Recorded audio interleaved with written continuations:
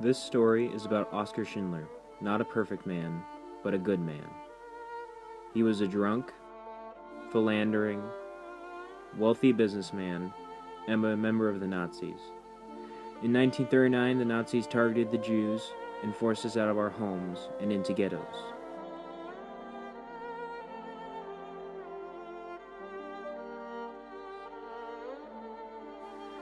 We were told it was to protect us from the war that was approaching.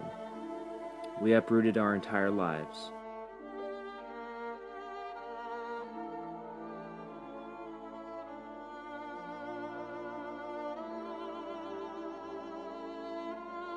When I met Oskar Schindler, he was looking for an accountant to handle his cloth factory's financials.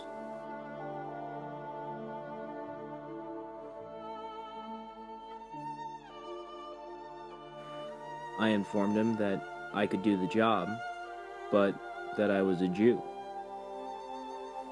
He simply replied, "Well, I'm a German, so there we are." We shook hands, and I was his accountant. Due to the war, Schindler had to convert his cloth factory into an enamel factory. He knew nothing about enamel, but he was a businessman and had no difficulty adjusting. In 1942, the Jews were moved from ghettos to labor camps.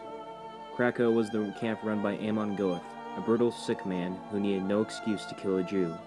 One of his most notorious atrocities was when he would shoot workers from his villa balcony if he saw any slacking.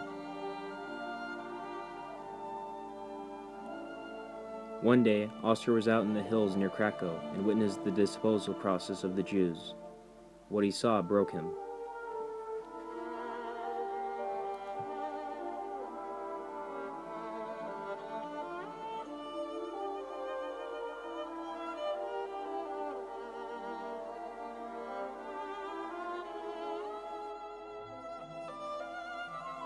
When he returned, he drafted me into creating a list of essential workers who he would need in his new ammunition factory. He paid for them out of his own pocket, losing more money than he had made. About 11,000 Jews in all, saving them from certain death in extermination camps.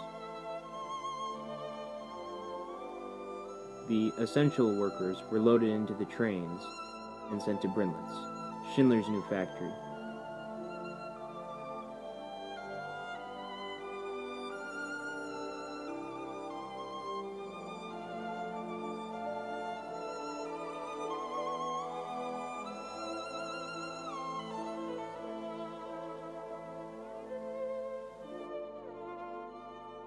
The male workers arrived on schedule and were greeted by Schindler.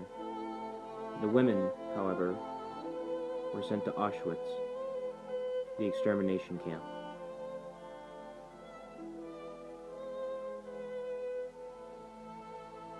Schindler wanted the women and bribed officials to get them to Brinlitz. In 1945, the war now being over, we were free and alive thanks to Schindler. He was a criminal and was forced to flee, but we made him a parting gift, a ring. We promised we would testify for him, and he fled. When the war ended, he was broke, separated from his wife, and lived with the Schindler Juden until his death in 1974. Buried on Mount Zion, and is remembered as the savior of Jews.